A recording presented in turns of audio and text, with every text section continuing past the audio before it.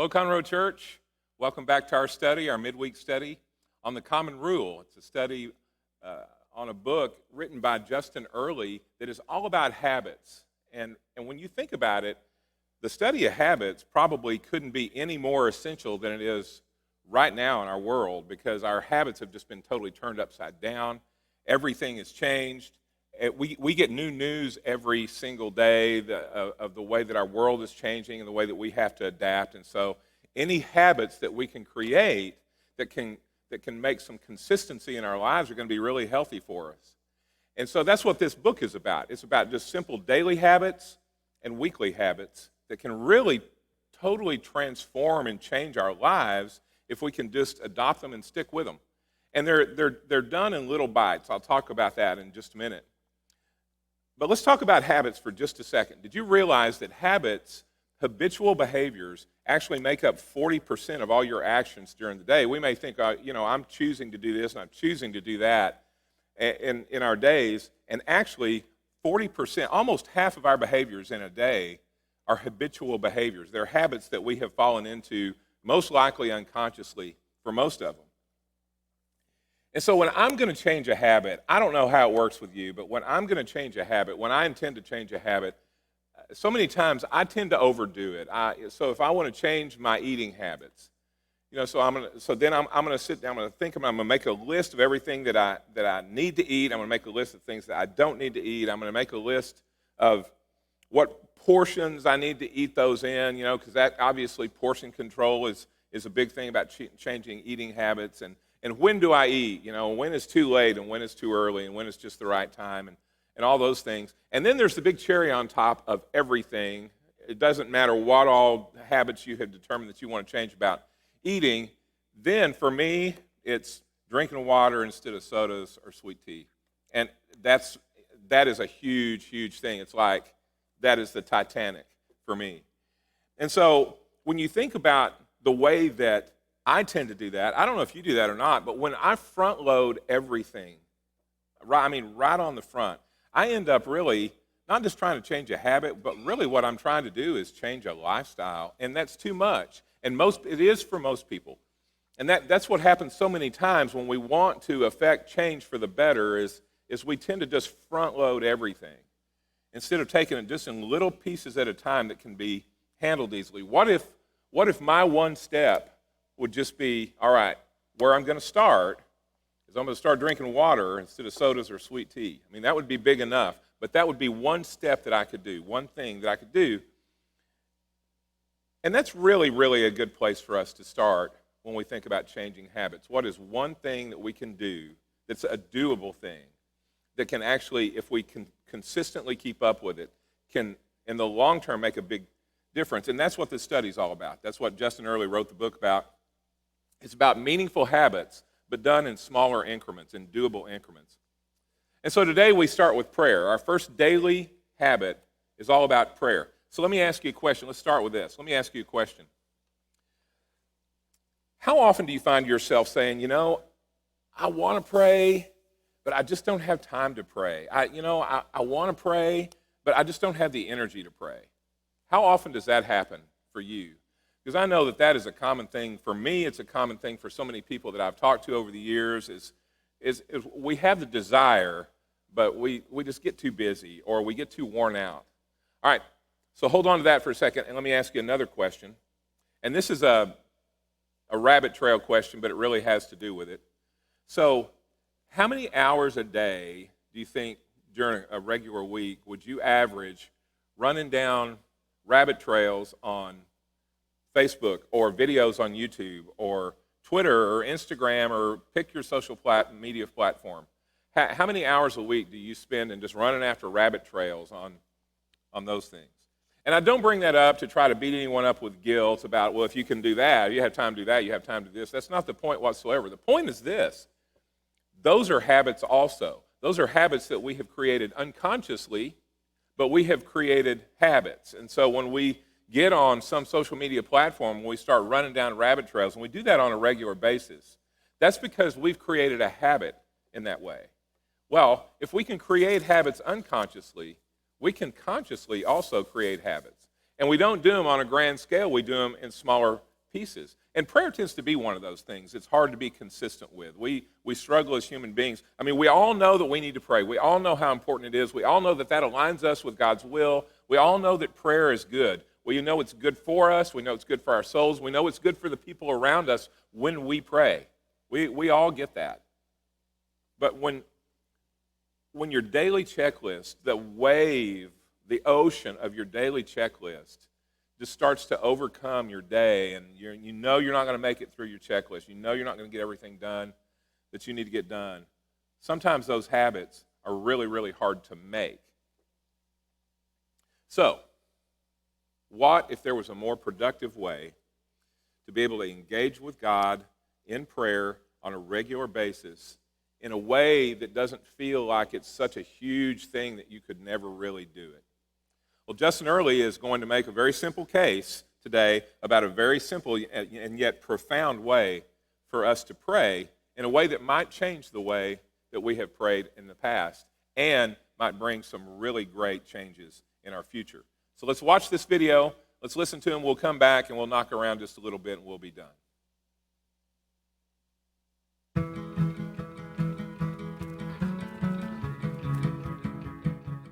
Hi, and welcome back to this video series on the Common Rule, Habits of Purpose for an Age of Distraction. Common Rule is a book about 8 daily and weekly habits designed to form us in the love of God and neighbor. And this video series is a guide to reading the book, discussing the concepts with the community, and most importantly, practicing the habits together. So today, we're going to be talking about the first daily habit, which is kneeling prayer at morning, noon, and evening. And what we're going to find in this habit is that habits always frame our day. Most of them, however, are unnoticed. So often, without even knowing it, we frame our day in habits of anxiety or envy, consumerism or injustice, vanity or rush or busyness. And in the habit of kneeling prayer, we're going to think about how can we reframe our day by punctuating it with these moments where we kneel and pray and look towards the love of God and neighbor. When I was young, I remember my mom planting a jasmine plant in the flower bed next to our brick garage. And I remember she built this little wooden trellis behind it because apparently this kind of Carolina jasmine, if not guided, will just grow outward and overtake everything else in the flower bed and even kill the plants beside it. And so on this trellis she built, the jasmine started growing upwards and then onto this brick. And my memory of childhood was this beautiful spreading jasmine plant that covered the whole brick wall, blossomed into all these yellow flowers in the spring. And I remember the fragrance would just overtake the whole place when you walked outside. I start with this because the metaphor of the trellis is actually an ancient way of understanding the power of small habits. So monasteries and other spiritual communities for years, centuries, have adopted something called a rule of life. Now, a rule of life is essentially a common schedule of habits for the spiritual community.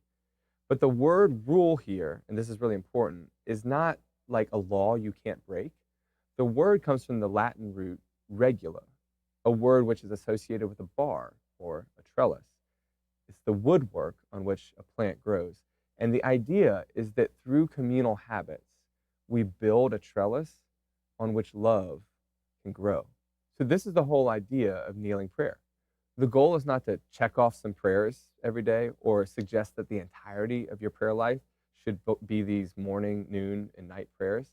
No, the idea is that you punctuate otherwise chaotic and crazy days with moments of submission, you're kneeling, and slowness, you're stopping to pray, and dependence, because you're asking the creator of the universe to take control of what you can't.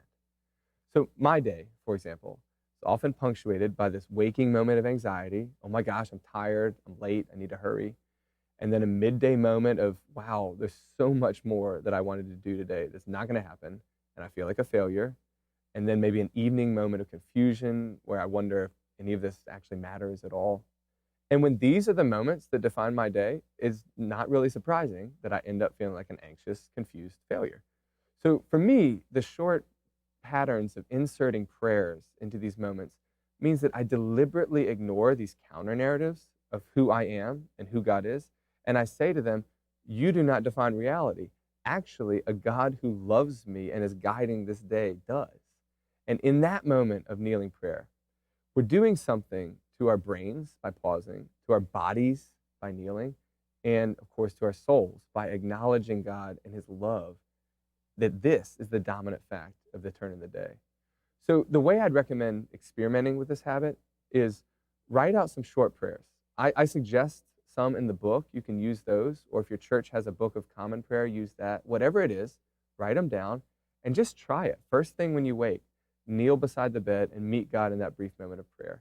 And then midday, right when you feel that turn in the day, that urge to drink another cup of coffee you don't need, or scroll the internet for something you know you're going to regret, kneel and pray. Reclaim that moment. And then finally, right before bed, do it one more time. And you know it's going to be awkward and weird, but all new habits are like that. What's amazing is that after you start doing this for a couple days, and then a couple weeks, and suddenly you look up one day and you realize that you actually pray now. You actually do it, and regularly. And these little prayers have become a trellis. And all kinds of love for God and neighbor are starting to grow on them. So that's the idea behind the habit of kneeling prayer at morning, midday, and evening. Now let me give you your fact to ponder, your question to discuss, and your habit to practice. Fact to ponder. Recent Duke University study showed that almost 40% of our daily actions aren't really conscious choices, they're habits. So think about how much of your life is actually occurring in this realm, because those are the things we're thinking about. Now here's your question to discuss. We talked about what frames your day. I want you to share in your group what kind of habits right now, for better or worse, are framing your day. Your habit to practice this week is going to be trying kneeling prayer. So write down a short prayer or use the one in the book, and morning, noon, and evening, come back, kneel, and pray, and see what God does. Now, over the course of the next week, you're going to be reading chapter 2 about the second daily habit of one meal a day with others. And when you come back, we'll be talking about that. In the meantime, remember, your habits will never change God's love for you, but God's love for you can and should change your habits.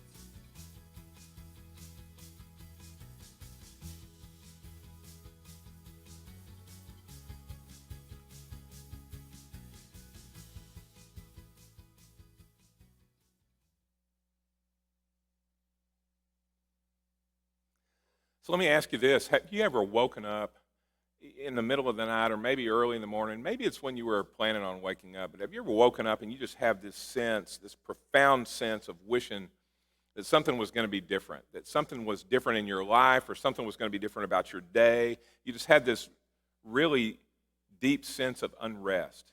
Have you ever woken up feeling like that, like that's the first thing that comes to mind? Or maybe that's what wakes you up in the middle of the night. You wake up with this feeling of unrest.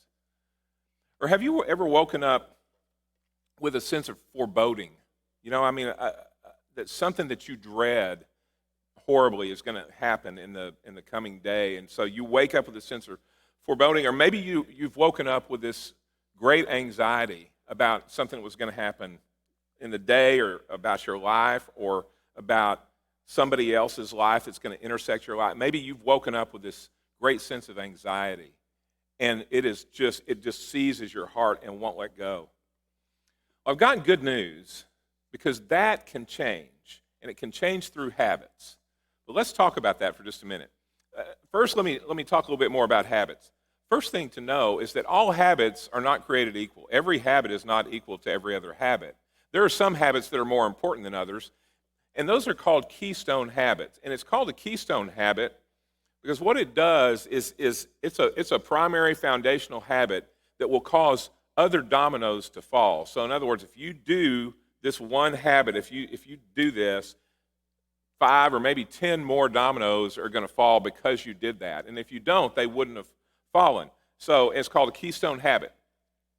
So let me give you an example. Here's an example of how that works. If you wake up and the first thing you do in the morning is you pick your phone up and you look at all the headlines for the day. You were reading the news headlines, and we all know right now it's all going to be bad, and it's going to be bad from about 5 different directions, 5 different categories of bad. And you wake up, first thing you do, you pick your phone up and you read the headlines.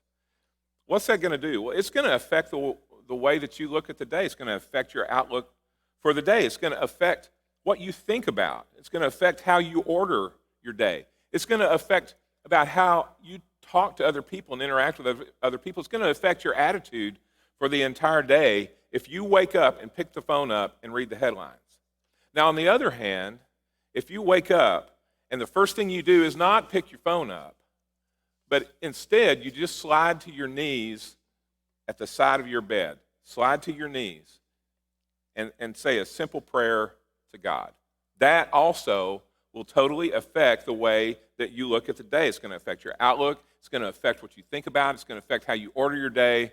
It's going to affect how you talk to other people. It's going to affect your attitude for the whole day if the way you start your day, instead of letting the headlines take you into this dark place, is to just give a simple prayer to God, just a very simple prayer of gratitude for his great love for you or what he has done for you in the day before. It will change the way you think, and not just in the moment, but it can change the way that you think throughout the day. It changes the way that you frame your day. I mean, because that is the foundation of your day. So instead of letting anxiety or fear start your day, why not let just a simple message of God's love start your day? So Earley says there are 3 ways that you approach this. There's 3 times that you kneel in prayer. And he does recommend kneeling in prayer. And we all know that's awkward, especially if you don't do it regularly, that's going to be awkward. But he says kneeling is important because what kneeling does is it shows submission. It's a sign of submission. And it says, I'm not in control. God, you're in control. And not only are you in control, but I submit any control that I'm trying to hang on to you. So when we kneel, it's a posture of submission. So that's why he recommends kneeling. So the first one is when you wake up. When you wake up, first thing you do, instead of looking at your phone, instead of reading what text you miss overnight, instead of reading any notifications or alerts that you have pop up, slide down on your knees by your bed. And it's awkward at first, again, and sometimes it can be uncomfortable, and I think we have to acknowledge that. You know, sometimes it hurts your knees a little bit, even if you have a nice padded carpet. But here's the thing about it.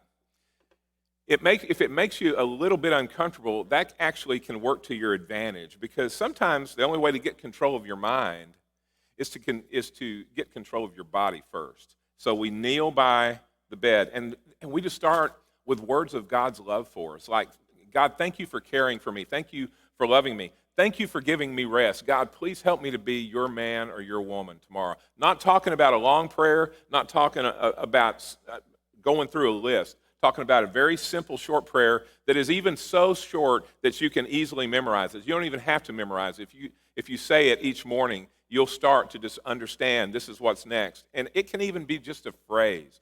Again, not talking about anything long. We're talking about framing your day with God's love for you instead of letting the world and the culture and the craziness out there frame your day from the beginning. So that's how you start. Second would be at work. And that's midday. Midday is really, really important. It's a really important time for us to stop because, you know, you go into you go into work and you have asked God to continue to show his love for you, and you thanked him for that. And so you go in with that frame of mind, but as soon as you get into work, so many times it takes us in a million different directions. And sometimes those directions are just away from God. They're not necessarily anti-God. They're just in other directions that we don't see a connection with God, although there is going to be. We don't see a connection with God there, and it just takes us in all kinds of different places. And usually around lunchtime, we're going to get to the point where we realize on most days, I'm not going to finish my to-do list today. It's not going to get done. And so then that brings a sense of anxiety. Can I knock this out this afternoon? Well, you tend to be a little sluggish in the afternoon. So we all know the answer to that, practically speaking, is probably no. And so it starts to well up in us. It's a great time for us to stop and recenter. And if you can just kneel, if you have an office and can close the door, that's great. If you have some blinds you can close. But if you don't, if there's an empty room at work, if there's just any place that you could stop and kneel where you're not in danger of someone walking in on you, that would be great. Understandably, that doesn't work for everybody. So maybe it's a place where you go and you are by yourself. Maybe it's just sitting in your car, and maybe you can't kneel in midday, or maybe it's the bathroom. But you go and you're just able to be by yourself and you're quiet. And you can close your eyes and just put your hands in your lap And maybe turn your palms upward with your hands in your lap, and you just say a very simple prayer. And at work, that might be something that might be healthy with that, might be something like praying for the person at your job who really gets under your skin, or maybe who you've had conflict with that morning. You know, every single job, everything that we do, every job, every work affects other people. And so maybe, you know, and it may be down the chain where you don't even realize who you affect, what your job does and how it affects other people. But maybe it's worth thinking about and just praying for the people that your work affects down the chain. Or maybe it's this. Maybe it's just to pray for people who don't have a job. I mean, unemployment is shooting back up toward historic levels again. So maybe in midday, it's just praying about somebody who doesn't have a job, praying about people who are unemployed right now and just really scrambling and don't know what's going to happen tomorrow. Whatever it is, those prayers, all of those, will help us get out of ourselves, because we do get tied up in ourselves so much. And it'll help us see that our work is about other people, not just about us, but our work is really for other people. So there's your midday kneeling prayer. And so you end up at the end of the day and you pray. So you come home, you park the car of your day in the garage, you turn it off, and you let go of what you didn't do. You just let it go. You're going to be able to pick it back up again tomorrow, but you let it go. And you get on your knees and you thank God for the blessings of that day. And if you have to think about the blessings of that day, that's probably good too, because that will get you into a discipline of going, all right, even though things around me seem to be crazy and bad, how has God blessed my day today? So that's one thing that you can pray about. Or you can just go, how you saw God that day. That's a great discipline to be in, because if you have to sit and think about, how did I see God's fingerprints today in my day?